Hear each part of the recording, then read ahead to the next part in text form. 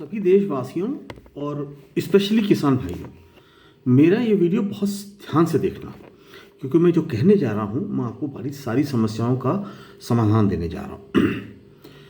अभी समय आ गया है देश के शुद्धिकरण का। हर जगह एक समय ऐसा आता है जब अशुद्धियाँ हो जाती हैं तो उसका शुद्धिकरण किया जाता है। अब जैसे हिंदू लोग हैं तो हिंदू व्रत क्यों रहते हैं? शुद्धिकरण। शुद्धिकरण क्या है? आप उस दिन कुछ खाते नहीं हो, भगवान की सुबह से पूजा करते हो, नहा धो के साफ सुथरे बन के भगवान की पूजा करते हो, खाते नहीं हो तो क्या होता है, शरीर की जो ऊर्जा खाने पकाने में लगती है, शरीर का को चलाने और पकाने में लगती है, वो नहीं लगती है।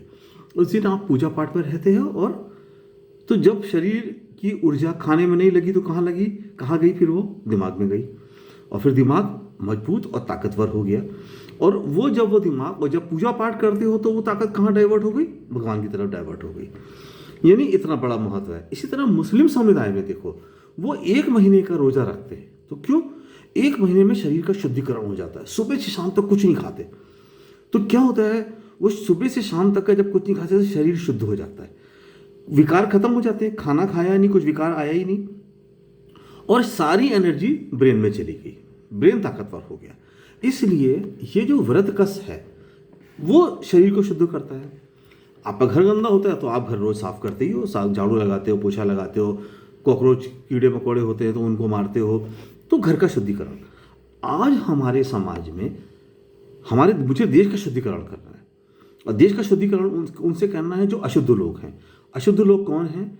वो जिन्होंने आज किसान और आप लोग, मैं किसान वहाँ खड़े हैं तो आपको लगता है किसान की समस्या है, वो किसान की समस्या नहीं है। किसान आप सबके लिए खड़े हैं।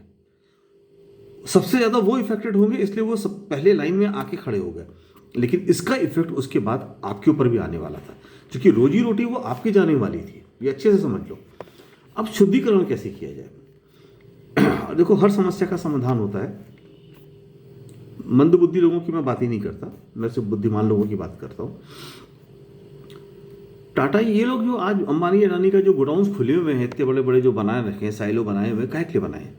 अनाज का भंडारण करने के लिए, ताकि सारा अनाज उनकी मुट्ठी में आ जाए, वो जिस रेट पे चाहे उस रेट पे बेचे। आज आप 20 रुपये किलो आटा खरीदते हो, तब 150-200 रुपये किलो मिलेगा, खरीद भी नहीं पाओगे।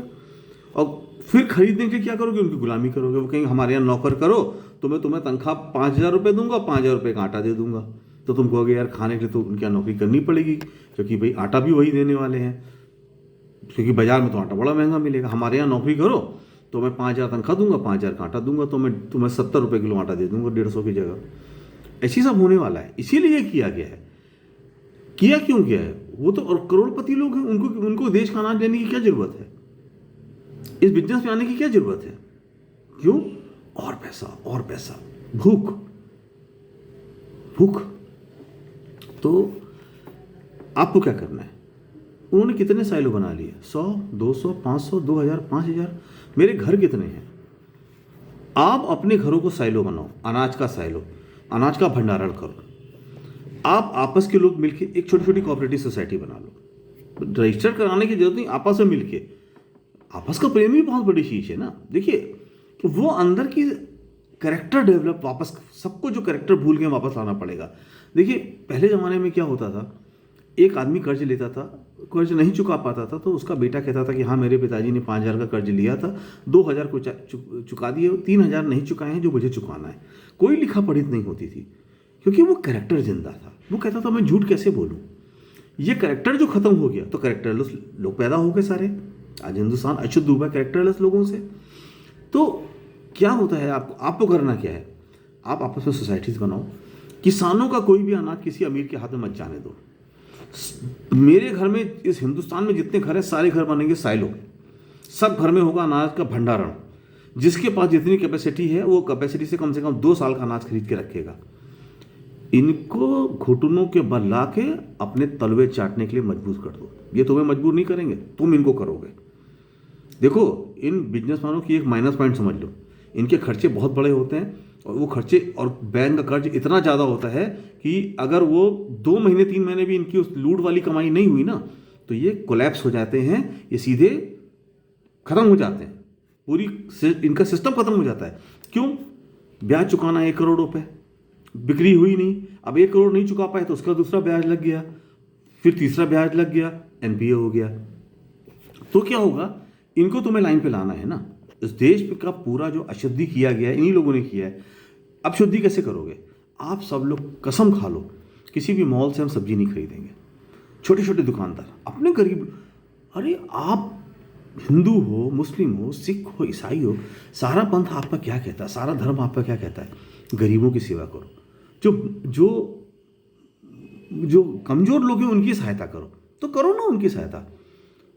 मॉल में हो सकता है आपको सारे टमाटर बहुत अच्छे मिलते हों, लेकिन वो 50 रुपये किलो मिलेंगे। तुम्हारा जो सड़क के किनारे वाला दुकानदार है उसके यहाँ हो सकता है तुम जितने टमाटर लो 5-10 खराब निकल जाए, लेकिन वो तुम्हें 20 रुपये किलो भी तो दे रहा है। क्योंकि आप समझो वो आपको खराब टमाटर नहीं देता है, उसके पास फैसिलिटी नहीं है। वो बोरे में उठा के लेके आएगा, कुछ दब जाएंगे, आपको बेचोगे कुछ खराब। तो उसको ये मत समझो कि वो गलत आदमी है या वो खराब दे रहा है। उस बेचारे की मजबूरी है, उसके पास सिस्टम नहीं है। और जिनके पास सिस्टम है तो वो तुम्हें फ्री में नहीं देते, वो सिस्टम की कॉस्ट लेते हैं। जो 5 रुपये की धनिया पत्ती जो मार्केट में मिलती है, मॉल में 25 रुपये की मिलती है, 5 गुना ज़्यादा। सोच लो। तो वो अगर धनिया की पत्ती थोड़ी गंदी भी होगी तो घर पे धो लो, 5 गुना कीमत तो नहीं देनी पड़ेगी तुम्हें। तो 20 रुपये से तुम अपने घर का इंतजाम करो, वो 20 रुपये अपने घर के ऊपर खर्च करो। मॉल की परचेसिंग, पिज्ज़ा, बर्गर, होटलिंग बंद कर दो सारे के सारे ये लोग। लाल बहादुर शास्त्री ने एक बार कहा था, एक दिन का उपवास रखो, जब अनाज की कमी हुई थी। उसके बाद भगवान की वजह से इंदिरा गांधी ये लोग आ गए, इन्होंने तो खैर हरित क्रांति करके देश को ही चमका दिया।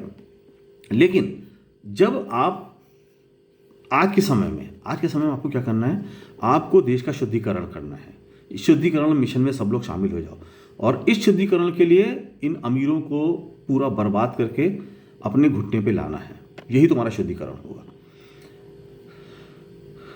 सारा अनाज साधारण जो दुकानें होती है वहाँ से खरीदो, मॉल से तुम सामान खरीदना बंद कर दो। मॉल के इतने बड़े खर्चे हैं, ये 3 महीने 6 महीने में कोलैप्स करके ज़मीन पे आ जाएंगे, ये अपनी औकात पे आ जाएंगे बाहर। मैं भी सब्जी वाला, मैं भी चावल वाला, मैं भी धनिया की पत्ती वाला। तुम सोचो इनकी औकात क्या है? अरबपति लोग हैं, दुनिया के 10-20 अमीरों में इनका नाम आता है, लेकिन पैसे की लालच, हवस इतनी है, मैं भी धनिया की पत्ती बेचूंगा भाई, मैं भी धनिया की पत्ती बेचूंगा, मैं भी धनिया की पत्ती बेचूंगा। है बेचने लगे धनिया की पत्ती। ये तो कुछ दिन में देखना साले प्रेस करने लगेंगे। फलाना प्रेस वाला वो प्रेस करते बेचेंगे। प्रेस देखिए मेरी प्रेस कितनी अच्छी है, आपके घर में प्रेस नहीं होती, ये कुछ दिन में शॉपिंग मॉल में प्रेस खुल जाएगी, वहां प्रेस कराओगे तुम लोग। इनकी ये औकात है। कुछ दिन में बोलेंगे फलाना ड्राई क्लीनर, कपड़े धो, ये धोबी का काम करने लगेंगे। इनकी कुछ औकात ही नहीं है, इनका कैरेक्टर ही नहीं है। इनका सिर्फ कैरेक्टर पैसा है। पैसे के लिए कहो तुम्हारे घर में आके टॉयलेट साफ कर दे, फलाना मॉल का टॉयलेट वाला आएगा आपके यहाँ साफ करेगा, क्लीन करेगा, वो दिखा देंगे। जैसे अक्षय कुमार इतने बड़ा दांत निकाल के जो वो घूमते हैं, उसका नाम क्या है, टॉयलेट क्लीनर लेके 2-4 ऐसी पकड़ लेंगे। कोई ये कह के नहीं घूमता है कि कैरेक्टर बनाओ अपना, उसके लिए कोई नहीं बोलेगा। टॉयलेट क्लीनर के लिए सब बोलेंगे। तो कल कोई बोलेंगे हमारे टॉयलेट क्लीनर से साफ करो, देखो बिल्कुल साफ हो जाएगा आपका टॉयलेट, दिखा देंगे, सबको टॉयलेट दिखाना शुरू करेंगे। अरे भाई देश कहाँ चला गया? बड़ी बड़ी चीज़ें दिखाई जाती थी, टॉयलेट दिखाए जा रहे हैं, सबके घर के फ्लैश दिखाए जा रहे हैं। ये औकात है लोगों की। पैसा कमाने के लिए कहो तो ये लोग फ्लैश चाटने लगे। इनकी तो ये हालत हो गई आज की डेट में। सिर्फ पैसा चाहिए इनको, सिर्फ पैसा। और कितना पैसा चाहिए इनको पता भी नहीं है कि मैं कितने पैसे को अपनी छाती पर रख के जाऊँगा। 100 साल से ज़्यादा उम्र किसी की होती नहीं है। सबके सब चले जाओगे तब क्या लेके जाओगे? लेकिन बुद्धि नहीं है, तो बिना बुद्धि के तो कुछ कह ही नहीं सकते हो, आपको तो बात छोड़ दो। तो आपको ये शुद्धिकरण का काम करना है। इस शुद्धिकरण मिशन में सब लोग शामिल हो। किसी का सारी बिजनेस अमीरों से स्विच करके गरीबों पे ले आओ। जो जितना गरीब होगा उसका सामान उतनी प्रायोरिटी पे सब लोग खरीदेंगे। जितना गरीब, चॉकलेट मत खरीदो, गुड़ खरीद के खिलाओ। गुड़ खाओ, ताकतवर है, शरीर को शुद्ध करता है। आपको पता है बड़ी बड़ी जो फाउंड्रीज होती हैं जहाँ पे पॉल्यूशन होता है, धूल में गंदगी के कण जाते हैं, धूल वैसा डस्ट होती है, वहाँ कंपलसरी गुड़ खिलाया जाता है। क्योंकि गुड़ जो है वो आपके शरीर को का जो पॉल्यूशन है वो ख़त्म करता है। चॉकलेट ही खाना है, गुड़ खाना है। हालांकि चॉकलेट वाले जो है वो बहुत जितने भी चॉकलेट वाले हैं वो सारे बहुत देशद्रोही नहीं है। तो मैं उनकी भी चॉकलेट से नहीं कहता, मैं सिर्फ अमीरों की बात करता हूँ, क्योंकि मुझे लगता है कि अमीरों ने इतना कमा लिया है और उन्होंने इस बात को ध्यान नहीं रखा कि हम जो इतना कमा रहे हैं तो उसका हिस्सा गरीबों को भी दें। मैं आज भी आपको बताऊं, हमारे देश में जो 5% का जो कॉर्पोरेट जो CSR है, जो आपकी सोशल रिस्पॉन्सिबिलिटी का जो 5% है, वो भी लोग खर्च नहीं करते।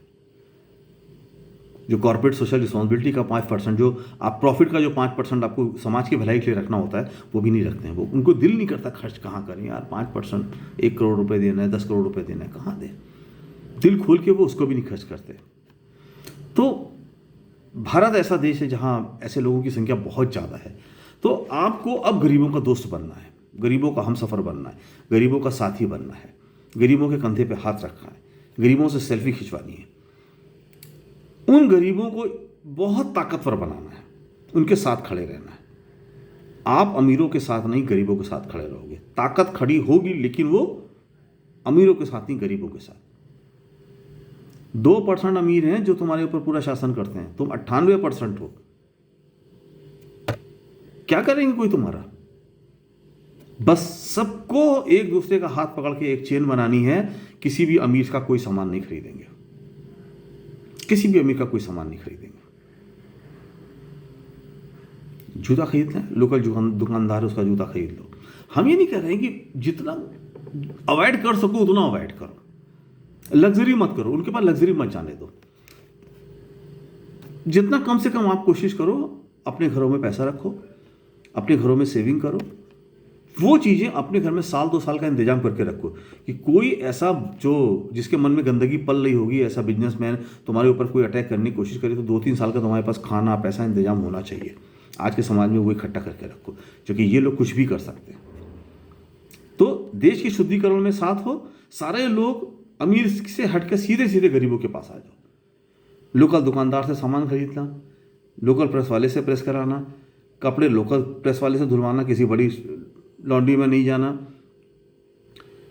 कपड़े छोटे दुकानदारों से पहले प्रायोरिटी पे खरीदना, अनाज जो जरूरी सामान है, अनाज सब्जी, तो किसी भी हालत में तुम्हें मॉल से नहीं लेनी है। मैं तो सिर्फ रिक्वेस्ट कर सकता हूं, क्योंकि आप मॉल से लेते हो तो आप उन अमीरों के साथ खड़े हो जो देश को लूट रहे हैं, आप छोटे दुकानदार के साथ खरीदते हो तो आप उन गरीबों के साथ, उन लोगों के साथ खड़े हो जो गरीबों के साथ खड़े हुए। बस बाकी आपकी इच्छा। हिंदुस्तानी हो तो गरीबों का साथ जरूर दोगे, मुसलमान हो तो भी आपका अल्लाह ये कहता है, आप हिंदू हो तो भी आपका भगवान ये कहता है, गरीबों का साथ दो। ईश्वर ने सबको एक जैसा बना के भेजा है, बिल्कुल एक जैसा। तो मुझे अपने गरीबों के साथ रहना है। Thank you.